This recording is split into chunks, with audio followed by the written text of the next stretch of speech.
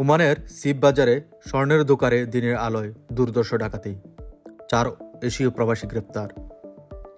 Muscat গভর্নরের sheep বাজারে একটি স্বর্ণের দোকানে দিনের আলোয় সংঘটিত এক সাহসী ডাকাতির ঘটনায় প্রায় 4 জন এশীয় নাগরিককে গ্রেপ্তার করেছে রয়্যাল ওমান পুলিশ। ডাকাতরা বন্দুকের ভয় দেখিয়ে দোকানে হামলা চালিয়ে প্রায় 1,50,000 ওমানি রিয়াল মূল্যের স্বর্ণালঙ্কার ও নগদ অর্থ লুট করে। রয়্যাল ওমান পুলিশের তথ্য অনুযায়ী মাস্কাট উত্তর আলবাতিনা গভর্নরেটের পুলিশ কমান্ড এবং অপরাধ তদন্ত বিভাগের যৌথ অভিযানে অভিযুক্তদের গ্রেফতার করা হয়।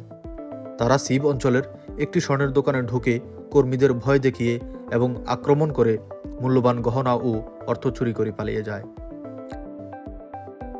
অপরাধ সংগঠনের পরপরই তদন্ত শুরু করে রয়্যাল ওমান পুলিশ। ফরেনসিক দল ঘটনাস্থলে গিয়ে আলামত ও আঙ্গুলের ছাপ সংগ্রহ করে। সিসিটিভি ফুটেজে দেখা যায় অভিযুক্তরা একটি চুরি করা নাম্বার প্লেটযুক্ত গাড়িতে ছিল। প্রযুক্তিগত বিশ্লেষণের মাধ্যমে একজন অভিযুক্তকে শনাক্ত করা হয়। তারই ধারাবাহিক অভিযানে 4 জনকে গ্রেপ্তার করা হয় এবং সমস্ত চুরি হওয়া সম্পদ উদ্ধার করা হয়। গ্রেফতার অভিযানের পর রয়্যাল ওমান পুলিশ এক বিবৃতিতে জানান, গ্রেফতারকৃতদের বিরুদ্ধে আইনানুগ ব্যবস্থা গ্রহণ করা হচ্ছে। তারা অপরাধ দমনে সর্বোচ্চ সতর্কতা ও দক্ষতা বজায় রেখেছে। রয়্যাল ওমান পুলিশের দ্রুত পদক্ষেপ ও দক্ষ তদন্তের ফলে এই সাহসী ডাকাতি প্রতিহত করা সম্ভব হয়েছে।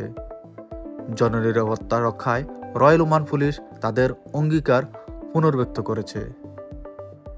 অলিউল্লাহ সাদি, প্রবাসী চ্যানেল, নিউজ ডেস্ক।